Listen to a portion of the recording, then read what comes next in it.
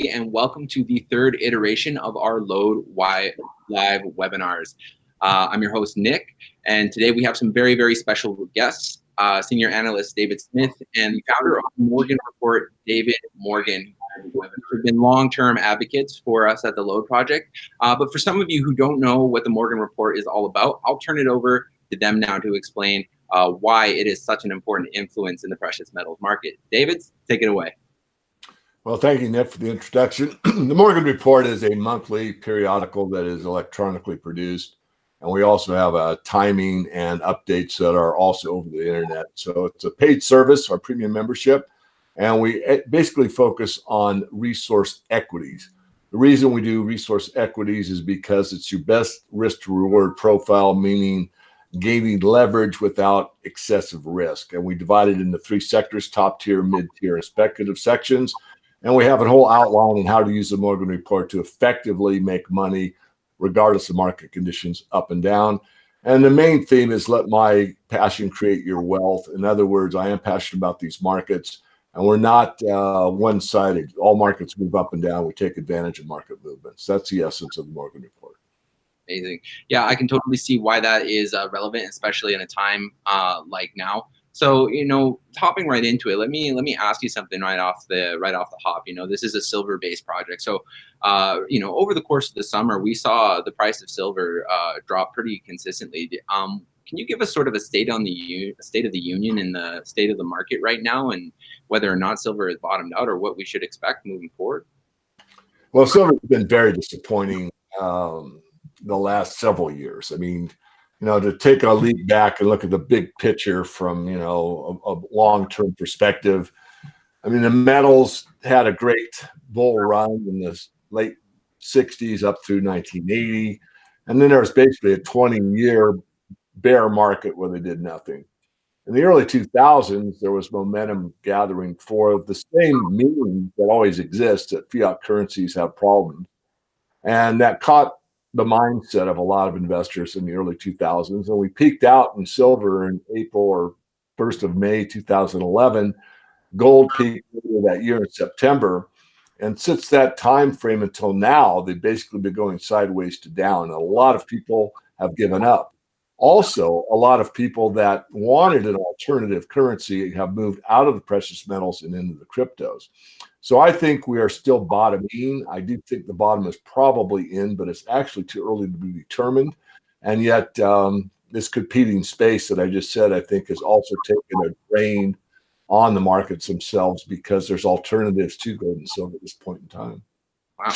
Well, I mean, let me ask you then, in today's time where we have those diversities to precious metals, what is the value in stacking them, and why are they still relevant when you have something like Bitcoin? Because they are the absolute most fail-safe method to store wealth. If you go to one of my early writings, it's called The 10 Rules of Silver Investing. If you just go to Bing or some search engine, type in The 10 Rules of Silver Investing, David Morgan, it'll go through all 10 rules. But regardless of how high-tech, Nick, you and your generation are, try living without a cell phone. Try living without electrical power. Try living, and I'm not saying that's going to happen. My message is very clear, that a silver coin, a gold coin cannot fail. In other words, as long as you can touch it and own it, then you have something of substance that's recognized worldwide. I mean, a lot of currencies are only basically lottery tickets within their own jurisdiction. In other words, if someone came to Spokane, where I am, with Indian rupees, they might bring $10,000 equivalent in rupees, but no merchant anywhere in Spokane whatsoever would take any of it. But if they showed up with some silver from India, many merchants would, or at least be convinced to sell it, let's say, at a local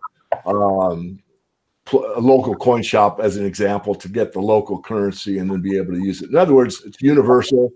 It's something that's not going away, but yet it's really misunderstood at this juncture, because the removal of the thought process, or what constitutes money, has been so far removed from reality that very few people even accept the notion that something of rare, precious, and limited quantity is actually valuable. Yeah. And I mean, when you put it like that, it's really easy to understand why something like LODE, has value and has potential. It's kind of like a marriage of both of those worlds. But before we dive into LODE and the project itself, I'd really love to ask you one more question, if that's okay, about the precious metals market. And this one's actually a curiosity that I've had for a while. I've heard many people sort of pitch me on the idea that silver is being manipulated somehow. Would you be able to explain whether or not that's just a conspiracy theory, or why somebody would even want to manipulate the market like that? Yeah, it's certainly, one of the more well-known memes in the space. And so again, I want to take the big picture, Nick, and this is a speech I gave years ago. But if you if you look at markets generally speaking, and you understand the time value of money, and you realize that the whole system is set up on this idea that the value of money or interest is based upon what the future holds or the amount of risk you're willing to take.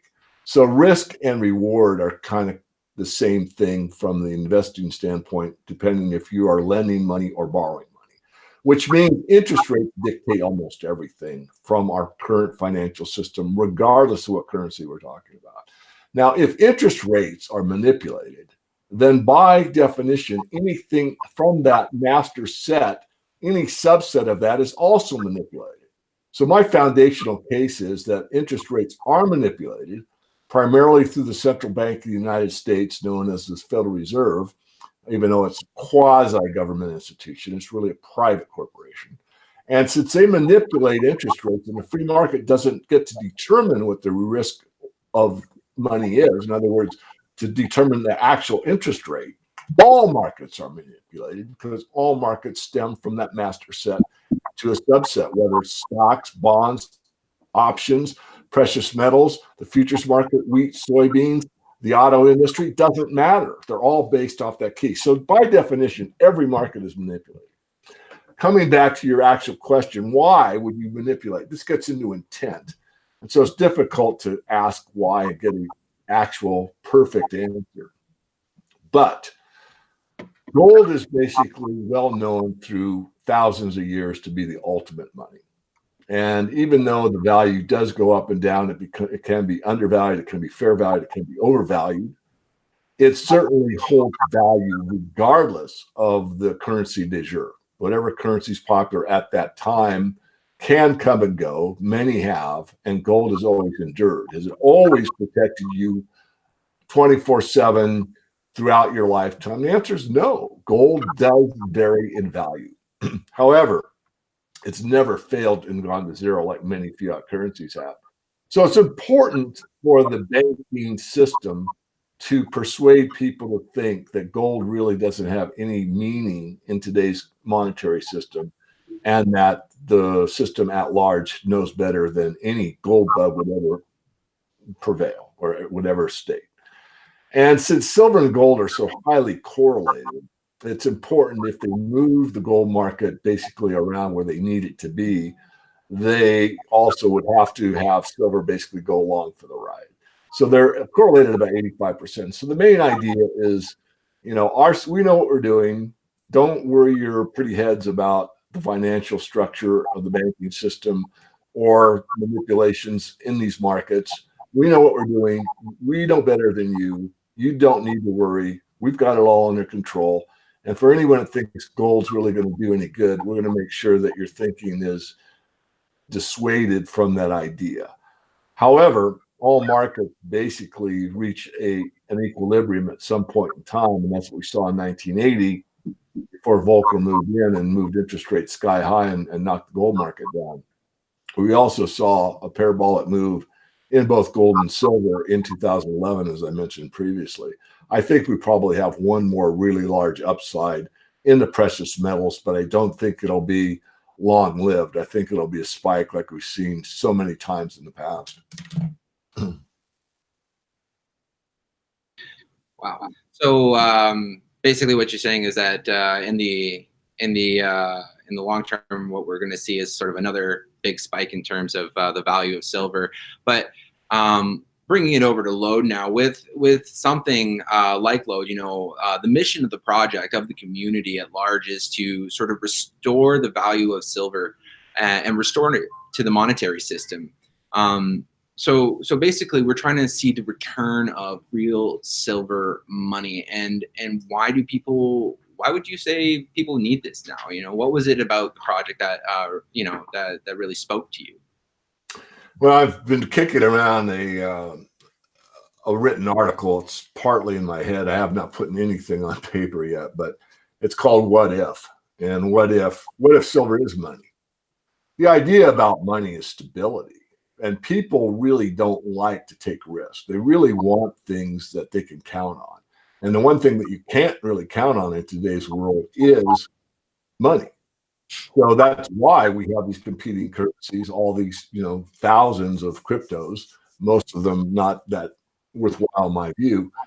But, I said we see a spike in silver and gold. I believe that's true. However, if you were able to implement silver as money on a wide basis, then the market would determine what the value is. And it would get very stable over a long time. But the way for that to take place, you need thousands upon thousands or millions and millions of votes. You need a lot of voters.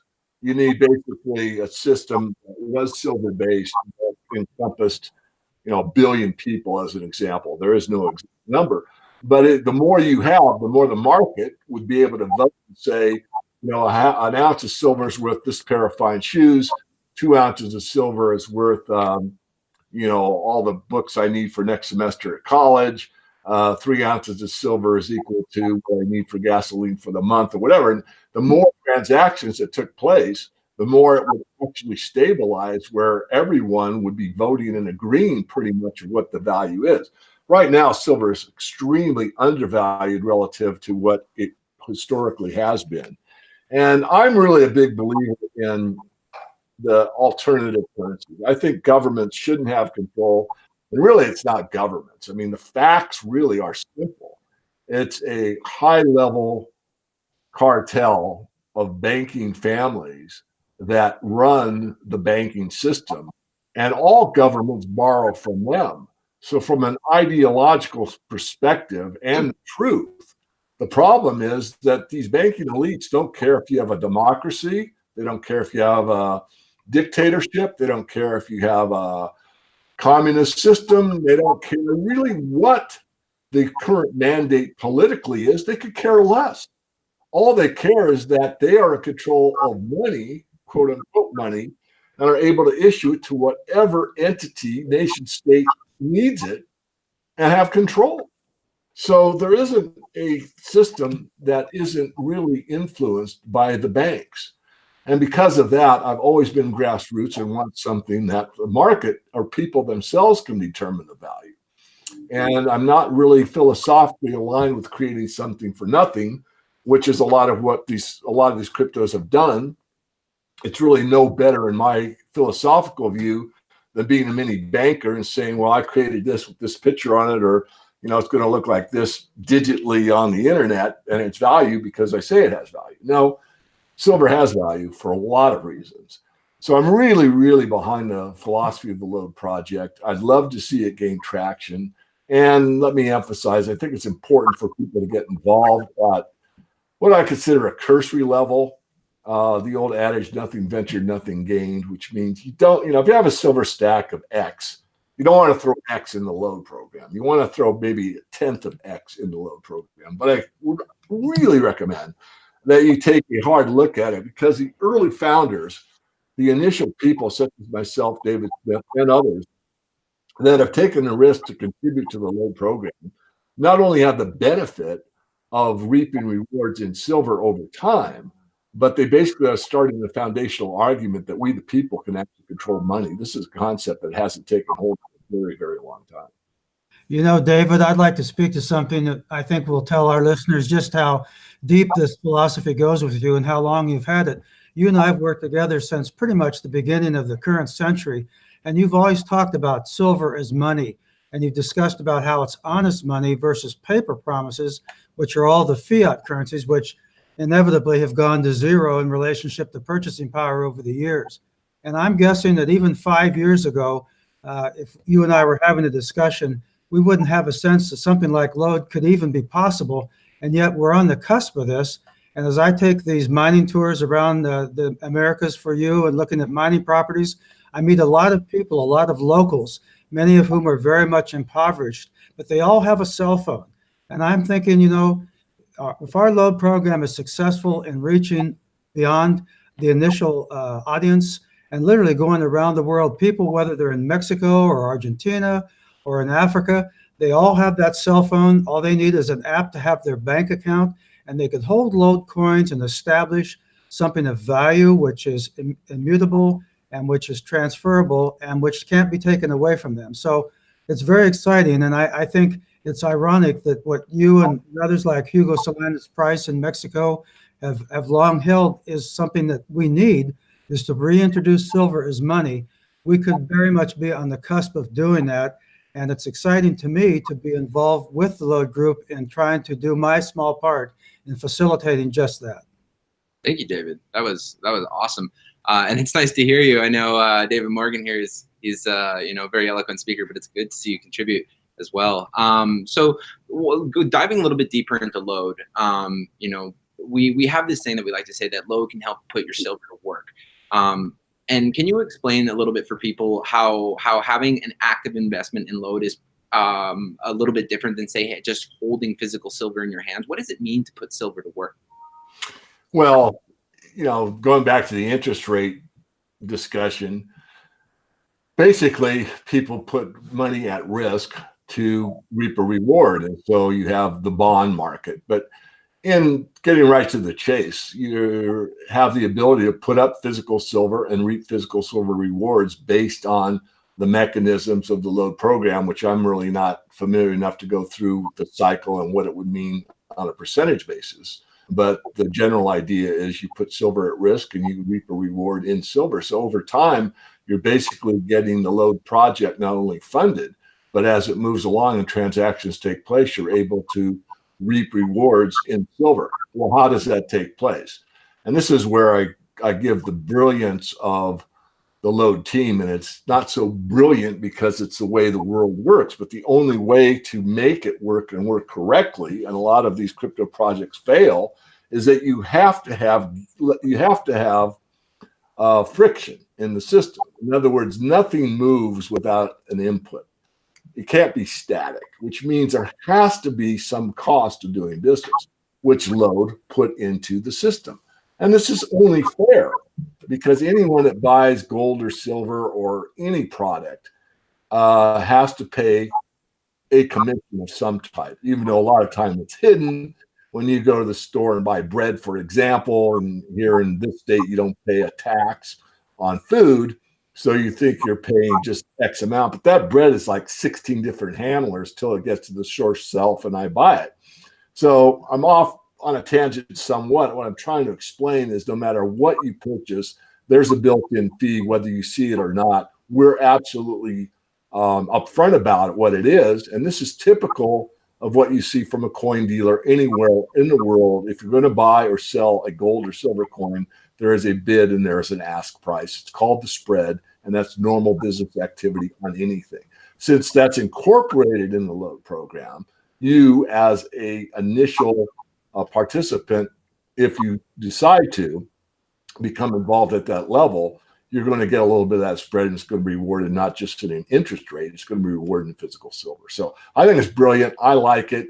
Again, I would caution people, no matter how good something is, do what makes sense to you. I mean, I contributed a number of ounces, as you know. I don't give the exact amount. It's substantial enough where it could help me longer term, but not so much that, I get very hurt if something, goes awry, which I doubt, but it can. I mean, all these type of activities are difficult. People that haven't ever started a business may not be aware of the difficulty, the amount of time, effort, energy, and persistence that is needed to overcome the hurdles that come up, things that you've never thought of that come up, and having to regroup, redo, or scratch something totally and start over in some instances. I'm not saying the whole program, but you might go, as an example, a certain set of software down that road. You might spend 3 months on that road and determine that's really not the best software for the program. We've got to do a different way. So back to you, Nick. No, thank you. I'm sorry, I just have my team members working in the wings here. You know, it's really, you're right about a lot of this. It's a unique opportunity, and you know, just to give some clarity to the people watching this today, you know, LODE works on 2 levels. You have the building of the silver monetary mass, which is the LODE coin, and as you contribute silver to that, you know, you are building the currency that will be used, and the currency, the functional currency that is pegged to silver, is known as AGX for those people who are sort of new to the project there. And the AGX token is what's going to be used as your everyday currency, and whereas the LODE token is your lease on the silver that is being used in the market today. Very quickly, you know, you guys really dove into it, which I appreciate. It's awesome to get like in-depth knowledge as we've gotten from you guys today. I want to quickly turn it over for a couple questions before we close it out today at 10:30. So I'll open the floor very, very quickly to the community here to see if there's anything sort of outstanding that they would like to have answered today.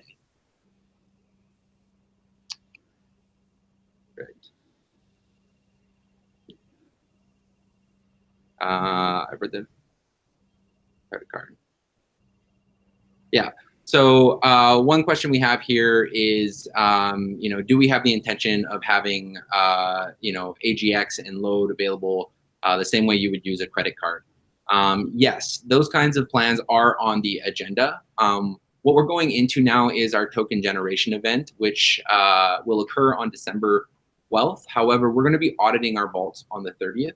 So we're encouraging all of our community members to get their contributions confirmed by this time. If you're new to the program, go to www.lode.one, read the project paper, and as David said, you know, if you feel like this is a project that really resonates with you, you know, feel free to contribute. We would love to see you contribute, you know, not your entire investment, obviously, but a small portion of that, because we really are building the LODE community 100 ounces at a time. And it is a global community. You know, we have people who are contributing in over 95 different countries, and so it's really been a privilege to you know, to collaborate with the global community to make this happen. It looks like that's about all the time we have for today. We're about to hit our deadline real quick. So I'll just say one more time, as I always do, that if this is your first time joining us, please go ahead, check out LODE.one, hit subscribe to our YouTube channel for more webinars like this. And please, if you liked the content that David Smith and David Morgan gave us today, in the body, in the description there is a link to the Morgan Report. I would love to see you guys subscribe. It's absolutely awesome content. David, thank you for joining us today. Nick, if I just might add on there, I did describe the Morgan Report, hopefully well, but there's a free Morgan Report. The free Morgan Report is just basically interviews like this, what I'm doing not only with the LODE community, what I'm doing, let's say, in a macro picture, silver, gold, geopolitics, whatever. So that's available for free. All you need to do is go to themorganreport.com, give me a first name, give me your primary email address, and verify it's double opt-in, not a robot. And you will get basically a weekend wrap-up every weekend that we compile with, again, interviews like this. So everybody that's in the community that's interested in, let's say, alternative currency, precious metals, geopolitics, mining, resource stocks, that type of thing will get updated. And that's basically no cost whatsoever at all. Awesome. So one more time, guys. Go ahead and subscribe for free at themorganreport.com. Go ahead, read the project paper at LODE.one, and help us build this, you know, silver monetary system 100 ounces at a time. Thank you guys for joining us. Take care. Have a good day.